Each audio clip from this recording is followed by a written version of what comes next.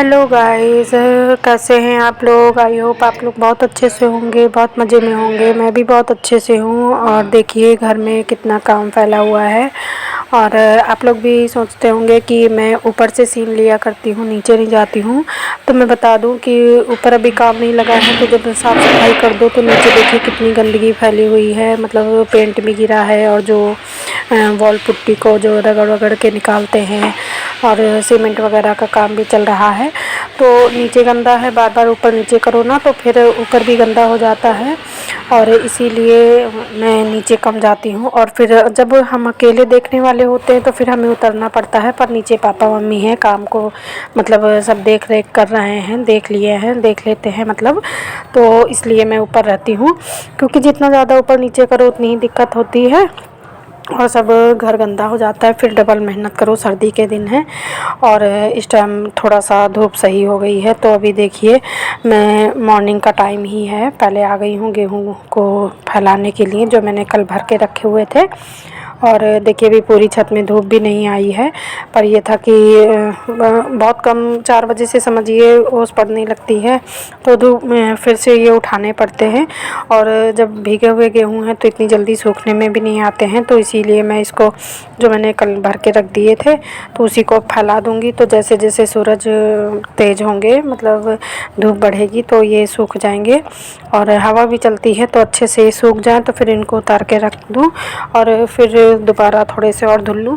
मतलब मैं ये सोच के चल रही हूँ कि अगर अभी धुल लूँगी मैं गेहूँ सारे, तो फरवरी तक मुझे नहीं बोलना पड़ेगा, क्योंकि उसके बाद तो थोड़ा सा मौसम चेंज हो जाता है, तो पानी में काम करने में कोई दिक्कत नहीं, दिन भी थोड़े से सही हो जाते हैं। और दिसंबर जनवरी तो मतलब जनवरी फरवरी खासकर गेहूँ मतलब इतना धुल के रख लूँगी कि फिर मुझे हाथ ना लगाना पड़े। और सर्दी में, ठंड में, और फिर टंकी का ठंडा पानी होता है, तो जैसे गर्मी में दोपहर में काम करने में दिक्कत होती है टंकी के पानी में, वैसे ही सर्दियों में भी टंकी के पानी से दिक्कत होती है। अगर हम गेहूँ धुलेंगे तो फिर सुबह सुबह गेहूँ धुलने पड़ते हैं, तो उसमें रात का ठंडा पानी भरा रहता है, तो इसलिए बहुत दिक्कत होती है। उससे अच्छा है कि अभी हम 2-3 बोरी गेहूँ धुल के रख लें, मतलब 2-3 महीने के लिए तो हो ही जाए, उसके बाद फिर से धोएंगे। तो यहाँ पर देखिए वही काम कर रही हूँ मैं कि उसको अच्छे से फैला दूँगी और 1-2 बार आके दोपहर में भी हाथ चला दूँगी इसमें। तो मतलब हाथ चलाते रहो तो ये थोड़ा सा जल्दी सूख जाते हैं, और अभी तक ये सूख भी जाते हैं। हवा भी अच्छी चल रही है, मतलब ठंडी हवा चल रही है। तो क्योंकि अभी ये रात में भीग गए थे जब, तो पानी बहुत ज़्यादा सोख लिया था, इसलिए इसमें दिक्कत होती है। और ये वाले सूख जाएं, मतलब आज तो ये मेरे ख्याल से सूख ही जाएंगे, और आज सूख जाएंगे तो कल परसों में फिर से थोड़ा सा धो के रख लूँगी, तो पूरी सर्दी का मेरा काम चल जाएगा।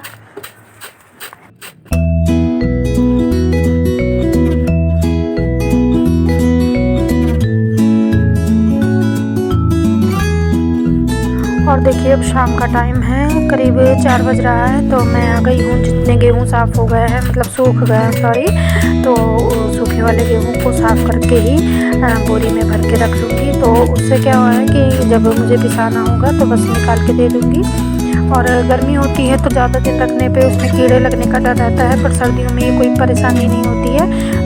अगर आपने धोया है और खूब अच्छे से गेहूँ सुखा लिए हैं तो फिर उसमें जल्दी कीड़ा नहीं लगता है। तो यहाँ पर मैं गेहूँ मतलब फटक के साफ़ करके और फिर रख लूँगी नीचे। और दूसरे वाले देखो मैं अगर कर पाती हूँ तो ठीक है, नहीं तो फिर मतलब कल करूँगी। अभी 2-3 दिन तो मुझे गेहूँ वाला काम करना ही पड़ेगा। तो यहाँ पर मैं सब, वैसे मेरा गेहूँ गंदा नहीं है, मतलब थोड़ा सा बस वो जो भूसा वगैरह होता है वही है इसमें, क्योंकि जो लकड़ी वगैरह है तो वो तो जब मैं धोती हूँ तो जब आटे वाली चलनी से सब छान के निकाल देती हूँ तो ज़्यादा गंदगी नहीं रहती है, बस 2-4 सूप मारो और गेहूँ बन जाता है। पर मतलब जब सारा काम जब हम अकेले ही करते हैं तो थोड़ा सा प्रॉब्लम होती है टाइम को मैनेज करने की, किस काम को हम किस टाइम पर करें। और इस चीज़ में थोड़ा सा मतलब दिक्कत हो जाती है, या तो फिर घर में इतने लोग हों कि हाँ सब हेल्प करा सकें। और बेटा भी कराता था तो वो भी कॉलेज का मतलब पूरा दिन कॉलेज में ही निकाल देता है, हस्बैंड भी ऑफिस वाले हैं। तो बस मतलब जो कुछ है तो हम ही 2 देवरानी जेठानी हैं, तो वो मतलब इतना हम दोनों के लिए काम हो जाता है कि चाह के भी एक दूसरे की हेल्प नहीं कर सकते हैं। और यहाँ पर मेरे एक बेडशीट में जितने मैंने गेहूँ डाले थे वो सब साफ़ हो गए हैं, और इतने जो सूखे हुए थे इतने साफ़ हो गए हैं। दूसरे वाले को मैं अब कल साफ़ करूँगी, क्योंकि वो कुछ गीला सा लग रहा है। एक साइड थोड़ा सा धूप कम आती है और एक साइड ज़्यादा धूप आती है, तो उस साइड थोड़ा सा कम मतलब सूखे हुए लग रहे थे, तो उनको कल और डाल दूँगी और फिर कल उनको साफ़ करके और रख लूँगी। अब ये बोरी में रख दूँगी, मेरा मतलब बाद में बेटा उतार के ले जाएगा। और ये जो बेडशीट में पड़े हुए हैं इनको यहीं पर लपेट के रख दूँगी और पॉलीथीन से ऊपर से ढक दूँगी, क्योंकि ओस बहुत पड़ती है। जब सवेरे इसको खोलने आओ ना तो उसके पॉलीथीन के ऊपर काफ़ी ज़्यादा पानी जैसा भरा रहता है। और अब इसको यहीं पर लपेट के रख दूँगी, क्योंकि बार बार ऊपर नीचे करने में बहुत तकलीफ़ होती है। और एक दिन बारिश हो गई, बार बार नहीं होगी।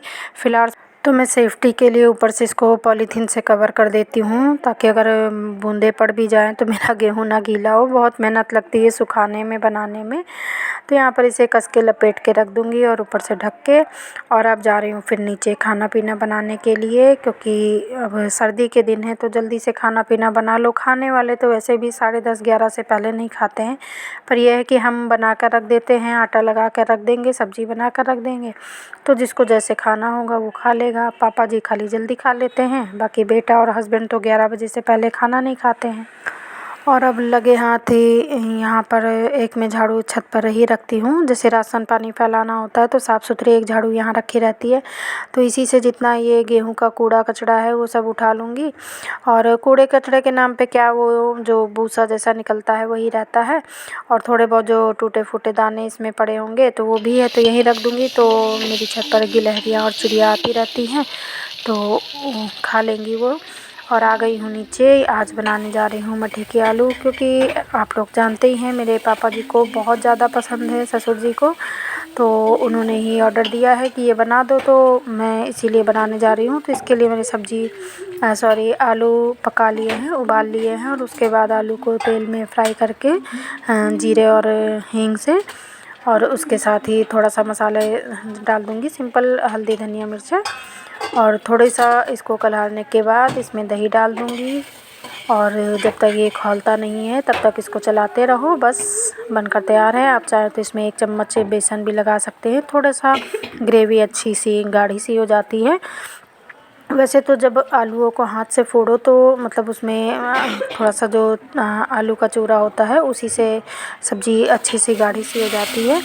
तो मेरे ससुर जी को तो ये देसी आइटम सारे बहुत ज़्यादा पसंद हैं सभी, तो मैं बना देती हूँ। और इसको खाली हस्बैंड जी नहीं खाते हैं, बाकी सभी लोग बहुत पसंद करते हैं, मैं, पापा और बेटा।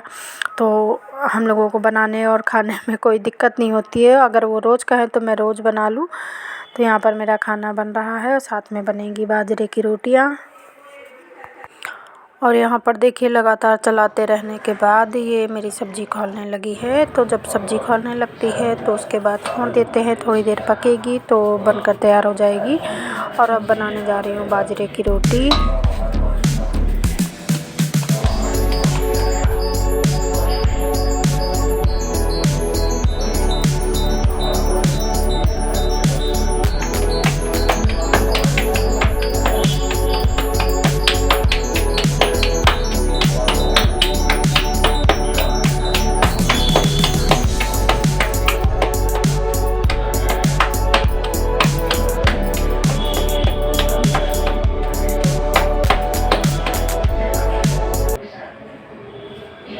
ये है बाजरे की रोटी और काफ़ी हद तक अच्छी सी बन गई है।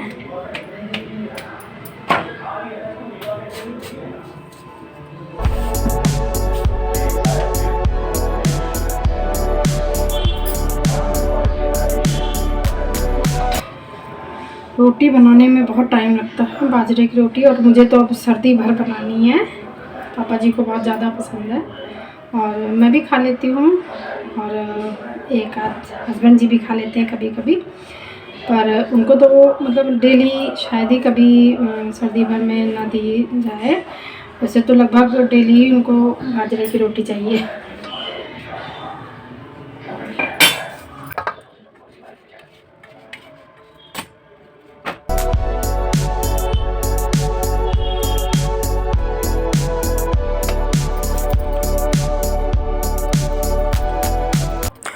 और बाजरे की रोटी मैं हाथ से भी गोल कर लेती हूँ, बड़ा कर लेती हूँ। बस जैसे दादी नानी पानी लगा के बनाती थी वो नहीं बना पाती हूँ, पानी लगा के नहीं बना पाती हूँ। और कभी कभी मन होता है तो बेल के भी बना देती हूँ, पर जो बेल के बनाओ ना वो बहुत ज़्यादा टाइट हो जाती हैं। तो अब इस उम्र में, अब बुढ़ापे में थोड़ा सा खाने में उनको दिक्कत होती है। वैसे तो वो भी टाइट करके ही रोटियां खाते हैं, मतलब कहते हैं जब टाइट हो जाती है अच्छे से तभी वो अच्छे से पकी हुई होती है, और गैस में तो वैसे भी जल्दी अच्छे से पक नहीं पाती है। तो फ़िलहाल मैं तवे पर ही कपड़े से दबा दबा कर उसको थोड़ा सा सेंक लेती हूँ, और उसके बाद डिम करके और एक साइड चढ़ा देती हूँ। मतलब धीमे, बिल्कुल स्लो फ्लेम पे धीरे धीरे उसको गोल गोल घुमा के पूरा चारों तरफ से पकाती हूँ उसको, तब जाके कहीं वो मतलब अच्छे से खाने लायक बनती है। अगर ज़्यादा मतलब जल्दी गैस तेज़ करके कर दो तो फिर वो कच्ची रह जाती हैं। और देखिए कितनी अच्छी रोटियां बन गई हैं।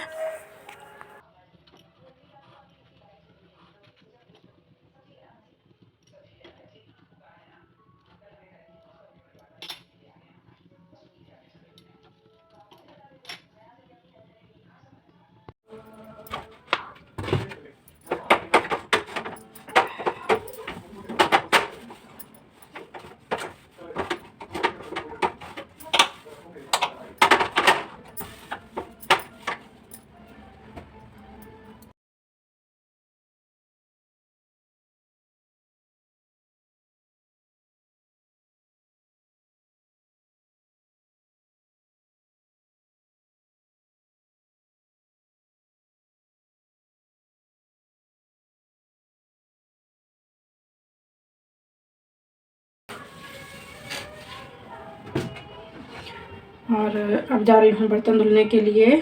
अभी करीब 11:15 का टाइम है। अभी बर्तन धुलने के बाद देखिए एक आधा पौन घंटे का काम और है, उसके बाद कहीं लेट नहीं। सारा काम कंप्लीट होने के बाद अब मैं ले रही हूँ हल्दी वाला दूध, जिसको कि मैं हमेशा लेती हूँ, बारहमासी में लेती हूँ इसे। तो बस आज का ब्लॉग इतना ही, और टाइम देखिए कितना हो गया है। कल फिर मिलूँगी। Good night, take care.